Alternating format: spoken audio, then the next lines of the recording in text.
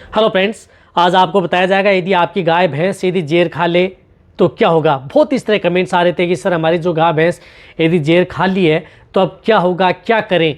तो इसके बारे में आज आपकी वीडियो के अंदर डिटेल से बताया जाएगा कि किस तरह का क्या नुकसान भी आपके पशु में हो सकता है, या यदि आपका पशु यदि जेर खा ले तो आप किस तरह से अपने घर पर भी आप उसका इलाज कर सकते हैं।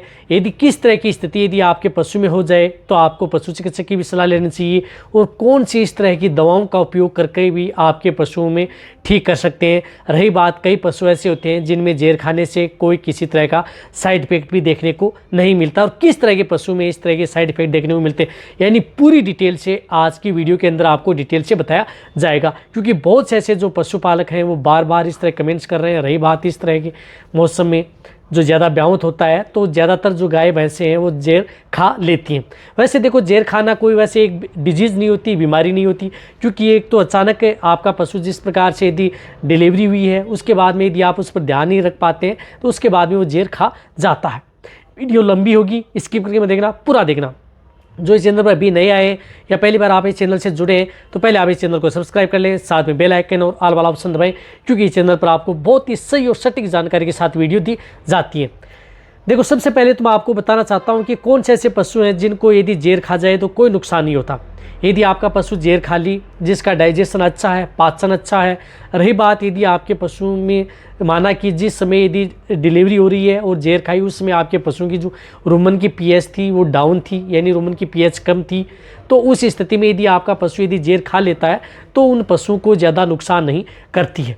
रही बात, यदि आपका पशु स्वस्थ है, किसी भी तरह की कोई दिक्कत नहीं है, फिर यदि आपके पशु ने जेर खा ली तो इससे क्या दिक्कत हो सकती है। सबसे पहले तो आपको मैं बताना चाहता हूँ कि यदि कोई भी प्लेसेंटा यदि आपका पशु अपनी जेर खा लेता है तो उसमें क्या होता है कि प्लेसेंटा में पर्याप्त मात्रा में मिनरल्स भी होते हैं, विटामिन्स भी होती हैं, और प्रोटीन तो प्रचुर मात्रा में होती है।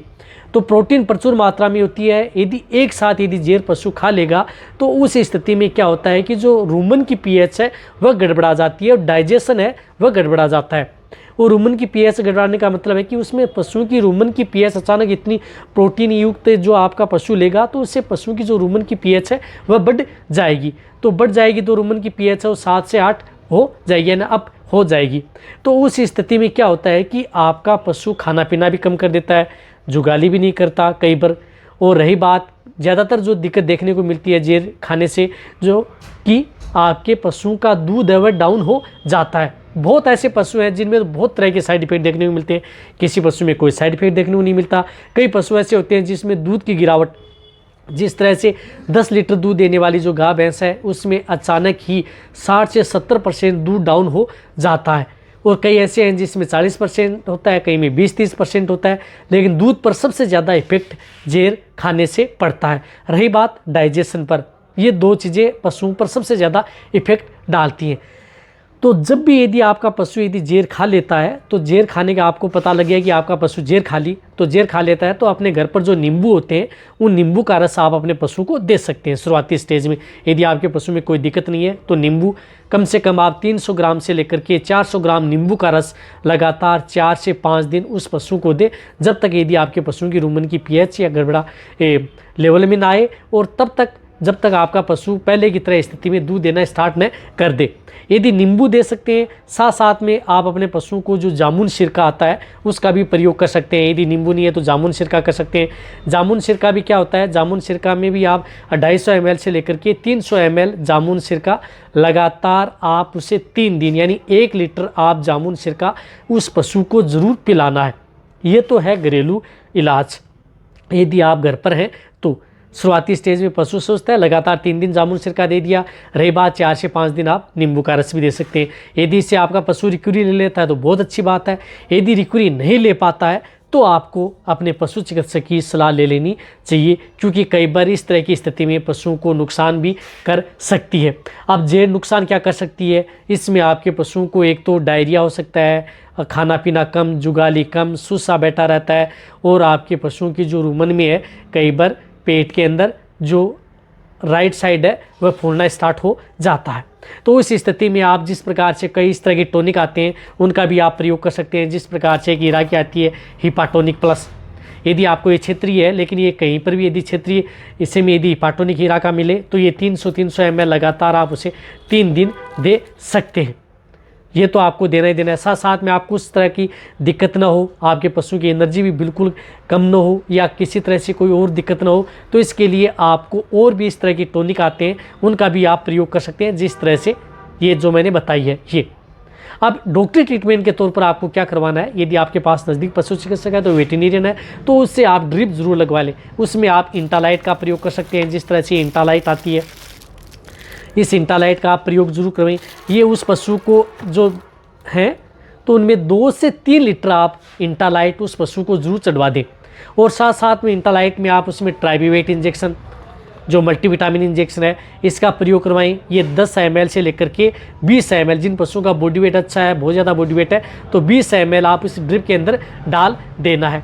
साथ साथ इस इंजेक्शन के जो थोड़ा बॉडी वेट कम है तो आप 10 ml, मीडियम के हैं तो 15 ml, ज़्यादा जो दूध देने वाली गाय भैंस है जिनका बॉडी वेट है तो 20 ml आप इसका प्रयोग कर सकते हैं। साथ साथ में आप इसमें फास्फोरस का इंजेक्शन भी लगवा सकते हैं। फास्फोरस में आप 15 ml से लेकर के 20 ml ये भी ड्रिप के अंदर ही चढ़वाना है, ये भी आपको ड्रिप के अंदर डाल देना। ये 2 इंजेक्शन उस ड्रिप के अंदर लगवा देने हैं। साथ साथ में आपको क्या करना है कि इंट्रामस्कुलर इंजेक्शन लगवा देना है, बेलामाइल इंजेक्शन, जिस प्रकार से बी कॉम्प्लेक्स एंड ल्यूरक्सटेट इंजेक्शन लगा देना है। इंट्रामस्कुलर व एविल इंजेक्शन भी आप इंट्रामस्कुलर अपने पशु में लगवा सकते हैं। ये ट्रीटमेंट करने के बाद में, लेकिन ये ध्यान रखना है कि उस स्थिति में पशु का क्या टेम्परेचर है। यदि टेम्परेचर बहुत ज़्यादा है तो आपको ड्रिप का प्रयोग नहीं करना। कई बार क्या हो जाता है कि पशु बहुत ज़्यादा ओवर फीडिंग कर लेता है या ज़्यादा जेर खा लेता है, उस स्थिति में पशु का टेम्परेचर भी बढ़ जाता है, बुखार आ जाती है।